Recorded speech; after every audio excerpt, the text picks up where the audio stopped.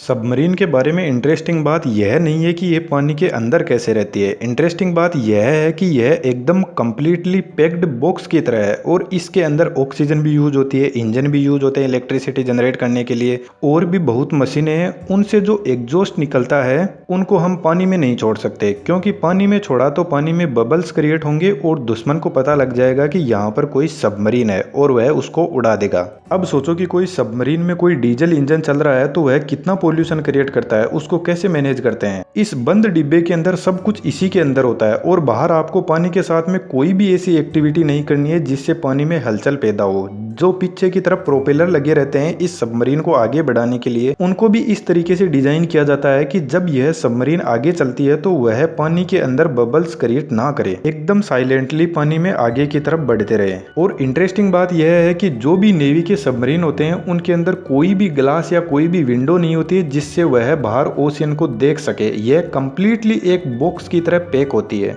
Submarine कितनी depth में water में जा सकती है, यदि कोई सबमरीन डूब रही है तो उसमें जो क्रू मेंबर होते हैं उनका क्या होता है, इनमें जो कम्युनिकेशन का सिस्टम होता है वह किस टाइप का होता है, इन सभी क्वेश्चन के जवाब इस वीडियो में जानेंगे। इस सबमरीन के बारे में एक एक फैक्ट्स लेते हैं और उनको सोल्व करते हैं और आगे बढ़ते हैं। सबसे फर्स्ट फैक्ट है सबमरीन पानी के अंदर कैसे जाता है। सबमरीन से बाहरी ओशियन के अंदर बड़े बड़े शिप होते हैं, वह तो नहीं डूबते, वह तो कितना सारा वजन लेकर सरफेस पर आराम से चलते हैं। तो फिर यह सबमरीन कैसे पानी के अंदर डूब कर जाता है, पहले इसे आसान भाषा में समझते हैं। इस सबमरीन के अंदर 3 टैंक होते हैं, एक बीच में और एक फ्रंट और एक रियर साइड में। जब पानी में इस सबमरीन को नीचे जाना होता है तो यह जो बीच का टैंक होता है इसके अंदर पानी भर दिया जाता है, तो सबमरीन की डेंसिटी वाटर की डेंसिटी से ज्यादा हो जाएगी और सबमरीन आसानी से पानी के अंदर चली जाएगी। और जो आगे पीछे के टैंक है वह सबमरीन को बैलेंस करने के लिए काम में आते हैं। जैसे सबमरीन को पानी के नीचे की तरफ जाना है तो आगे वाले टैंक में पानी भर देंगे और पीछे वाले में खाली कर देंगे, तो यह इसका मुंह नीचे की तरफ हो जाएगा और नीचे की तरफ बढ़ती रहेगी। और जब सबमरीन को सरफेस पर आना होता है तो जो बीच का टैंक है इसके पानी को निकाल दिया जाता है और इसके अंदर कंप्रेस्ड एयर भर दी जाती है, जिससे सबमरीन हल्की हो जाती है और ऊपर की तरफ आ जाती है। यह जो 3 टैंक है इनके नाम आप यहाँ पर देख सकते हो। टेक्निकल लैंग्वेज में जो बीच का टैंक है उसको बालास्ट टैंक बोलते हैं और आगे पीछे के टैंक को रियर ट्रिम और फॉरवर्ड ट्रिम टैंक बोलते हैं। आगे फैक्ट नंबर 2 पर चलते हैं, जो बहुत ही इंटरेस्टिंग है कि सबमरीन कितनी गहराई में पानी में जा सकती है।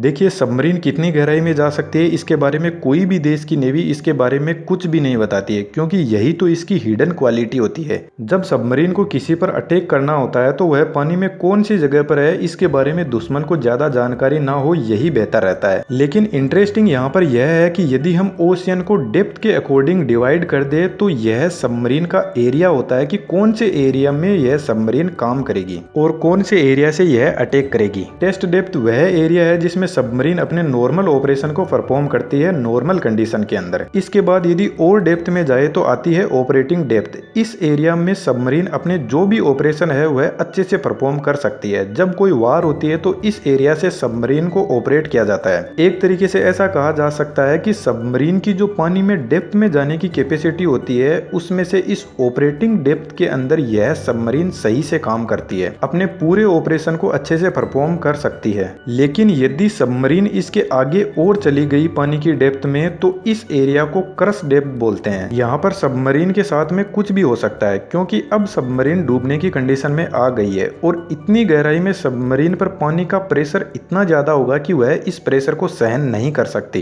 क्योंकि पूरा का पूरा ओशियन इस सबमरीन को प्रेशराइज कर रहा है पानी से। फैक्ट नंबर 3 की भी हम इसी पॉइंट में जान लेते हैं कि इस डेप्थ के अंदर सबमरीन और सबमरीन के अंदर जो क्रू मेंबर की टीम है उसके साथ में क्या होगा। जब यह सबमरीन बहुत गहराई में चली जाएगी यानी क्रश डेप्थ में, तो पानी का प्रेशर इस सबमरीन को उस तरीके से टुकड़ों में तोड़ देगा जिस तरीके से हम किसी गुब्बारे को पकड़कर फोड़ देते हैं। जब सबमरीन अपनी बाउंड्री को क्रॉस करके चली जाती है नीचे की तरफ तो इसमें काम करने वाली जो क्रू मेंबर की टीम है वह भी इस प्रेशर को सहन नहीं कर पाएगी और उनके लंग्स और हार्ट फेल हो जाएंगे और इस प्रेशर की वजह से इस सबमरीन में एक जबरदस्त धमाका होगा और इसके इतने टुकड़े हो जाएंगे कि यदि इसको कोई ढूंढने भी आएगा तो उसको कुछ भी नहीं मिलेगा। तो इस तरीके से जो सबमरीन होती है इसके एरिया में रहकर ही वह अपना काम करती है और वह एक्चुअल में कितनी डेप्थ पर जा सकती है इसके बारे में कोई कंफर्म डेटा किसी के पास में नहीं होता, सिर्फ नेवी के पास में होता है। अब बात करते हैं फैक्ट नंबर 4 की। इस फैक्ट में हम यह जानेंगे कि जब यह पूरी तरीके से एक बॉक्स की तरह पैक है तो इसमें इंजन कैसे काम करता है। देखिए आज के टाइम में दो तरीके की सबमरीन है। एक सबमरीन वह है जिसमें डीजल इंजन यूज होता है और एक सबमरीन आज के टाइम में न्यूक्लियर पावर सबमरीन भी यूज होती है। जो डीजल इंजन सबमरीन होती है उसमें जब डीजल इंजन को स्टार्ट किया जाता है तो वह बहुत ज्यादा पोल्यूशन क्रिएट करता है और एक बंद डिब्बे के अंदर यदि यह इंजन चलता रहेगा तो इसके अंदर जो भी काम करने वाले क्रू मेंबर है वह मर जाएंगे घुट घुट के। तो इसलिए इसमें डीजल इंजन के साथ में एक बहुत ही बड़ा बैटरी पैक होता है। तो इस डीजल इंजन का इन बैटरी को चार्ज करने के लिए काम में लिया जाता है। जब इन बैटरी को चार्ज करना होता है तो सबमरीन ओशियन के सरफेस पर आती है और अपने इंजन चालू करती है और इन बैटरी को चार्ज करती है। जब यह चार्ज हो जाती है तो इंजन को बंद करके यह अपनी डेप्थ में वापस चली जाती है।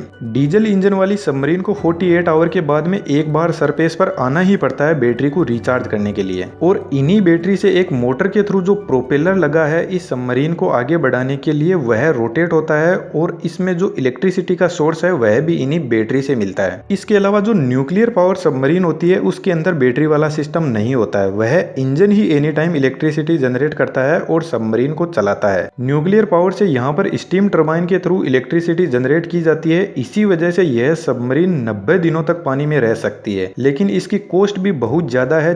4 डीजल इंजन सबमरीन के बराबर एक न्यूक्लियर पावर सबमरीन की कॉस्ट आती है और साथ में न्यूक्लियर पावर वाला इंजन कंटिन्यूअसली चलता रहता है तो यह पानी में आवाज भी बहुत ज्यादा करता है। लेकिन दोनों इंजन के अपने अलग अलग फायदे हैं और नुकसान है। डीजल इंजन को अपनी बैटरी को पानी में रिचार्ज करने के लिए एक टेक्नोलॉजी डेवलप की गई जिसका नाम है स्नोरकेल। इसके अंदर सबमरीन जब पानी में होता है तब इस स्नोरकेल की हेल्प से जो इंजन का एग्जॉस्ट है उसको एक पाइप के थ्रू ओशियन के सरफेस पर छोड़ दिया जाता है। लेकिन इनका भी नुकसान है कि किसी को पता लग सकता है कि यहाँ पर कोई सबमरीन है।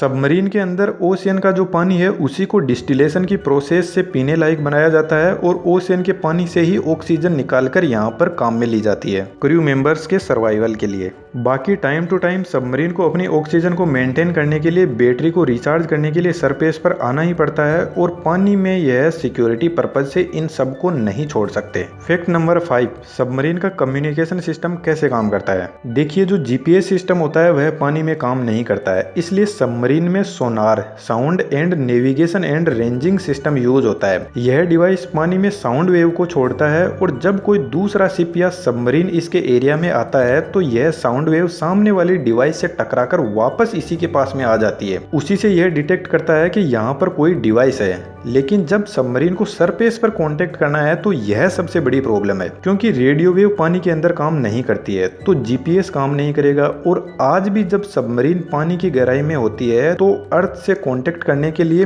Very low frequency system use करती है। पहले के टाइम में सबमरीन को कांटेक्ट करने के लिए सरफेस पर आना पड़ता था, लेकिन यदि आज सबमरीन सरफेस पर आएगी तो फिर उसका मतलब क्या रह जाएगा। इसलिए very low frequency signal submarine से जनरेट किया जाता है और इसको रिसीव करने के लिए बहुत ही बड़े बड़े एंटीना लगाने पड़ते हैं अर्थ पर। फिर भी उनकी एफिशिएंसी बहुत ही कम होती है, क्लियर सिग्नल नहीं मिलता, क्योंकि वेरी लो फ्रीक्वेंसी की वेवलेंथ तो ठीक होती है लेकिन जो इसमें इन्वायरमेंट के जो डिस्टरबेंस है वह उसके साथ में मिक्स हो जाते हैं और यह फ्रीक्वेंसी लॉस्ट हो जाती है, इसलिए इसकी एफिशिएंसी बहुत ही कम होती है। लेकिन फिर भी सरफेस से कांटेक्ट करने के लिए सबमरीन पानी की गहराई में होते हुए भी अपना एंटीना पानी की 10 मीटर तक की गहराई में लेकर आती है और फिर उससे सिग्नल जनरेट करती है और कम्युनिकेशन किया जाता है। और आपको बता दूं यह जो सबमरीन से कांटेक्ट करने का सिस्टम है यह सिर्फ कुछ ही कंट्री के पास में है, जिनमें से यूएसए, चाइना, रशिया और अपना इंडिया भी है। फैक्ट नंबर 6, अब बात आती है कि जब यह सबमरीन पूरे तरीके से एक बॉक्स की तरह पैक है तो जब कभी बाहर देखना होता है इससे तो कैसे देखते हैं। उसके लिए इस सबमरीन के अंदर एक पेरिस्कोप लेंस होता है जो 360 डिग्री तक देख सकता है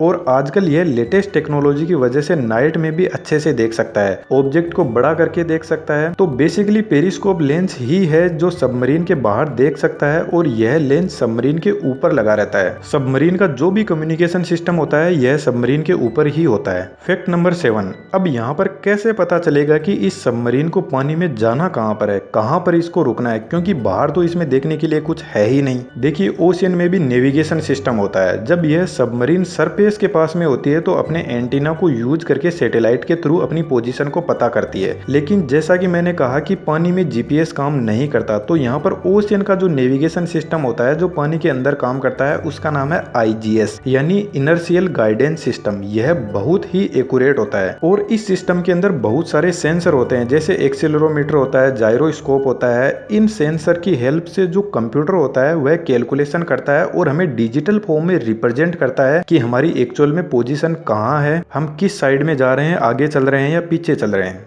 सबमरीन का एंगल क्या है, यह सब इसी आईजीएस से ही पता चलता है। फैक्ट नंबर 8, सबमरीन किस स्पीड पर चलता है। सबमरीन की कोई ज्यादा स्पीड नहीं होती है, highest speed 37 kilometre per hour है और वह भी जो एडवांस टेक्नोलॉजी की सबमरीन है उनकी। बाकी इसकी स्पीड 23 किलोमीटर पर आवर से 37 किलोमीटर पर आवर की स्पीड के अंदर वेरी करती है। अब मैं आपको कुछ इंटरेस्टिंग बातें बताता हूँ इस सबमरीन को लेकर। आपको पता है ओशियन में बहुत सारी वेव आती है, पर यह वेव इस सबमरीन का कुछ भी नहीं कर सकते। जब बहुत ज्यादा हाई वेव ओशियन के अंदर आती है तो यह सिर्फ 5 या 10 डिग्री तक इस सबमरीन को हिला सकती है। इस 5-10 डिग्री से ज्यादा इस सबमरीन पर ओशियन की वेव का फर्क नहीं पड़ता है। सबमरीन को जब पानी में टर्न लेना होता है तो इसके अंदर भी फिन्स लगे रहते हैं, जैसे एयरप्लेन वाले वीडियो में मैंने बताया था। उस टाइप से ही सबमरीन के अंदर एलिवेटर और रडर्स पीछे की तरफ लगे रहते हैं पानी में इसको टर्न लेने के लिए। सबमरीन के अंदर एडवांस टेक्नोलॉजी के वेपन होते हैं, जैसे मैंने अभी एक वीडियो में ब्रह्मोस मिसाइल के बारे में बात की थी, तो ब्रह्मोस मिसाइल को भी सबमरीन से लॉन्च किया जा सकता है। बाकी इसमें न्यूक्लियर वेपन भी होते हैं और भी बहुत वेपन इस सबमरीन से लॉन्च कर सकते हैं। सिर्फ 4-5 कंट्रीज के पास में ही अपना खुद का सबमरीन है, जिसमें हमारा इंडिया भी है। जब कोई वार होती है तो सबमरीन के जो वेपन होते हैं उनका बहुत बड़ा रोल होता है, क्योंकि यह एक तरीके से छिपे हुए रहते हैं। कब कहां से अटैक हो जाए दुश्मन को ज्यादा पता नहीं रहता इसके बारे में। इसके अलावा बहुत टाइप के सबमरीन होते हैं। एक अटैक सबमरीन होता है जो कम दूरी के दुश्मन पर अटैक करता है। इसके अलावा एक बैलिस्टिक सबमरीन होता है जो लंबी दूरी से अटैक करता है। बाकी इन सबमरीन के अंदर इंटेलिजेंस सर्विलेंस का पूरा सिस्टम लगा रहता है सबमरीन के अंदर से, जिसको कंट्रोल किया जाता है। बाकी मेरे हिसाब से मैंने आपको सबमरीन के बारे में बहुत कुछ एक ही वीडियो में कवर कर दिया है एंड आई होप दैट कि वीडियो आपको अच्छा भी लगा होगा। और यदि वीडियो आपको अच्छा लगा तो चैनल को जरूर सब्सक्राइब कीजिएगा और चैनल पर विजिट कीजिए और ऐसे ही वीडियो को और एंजॉय कीजिए। Thank you.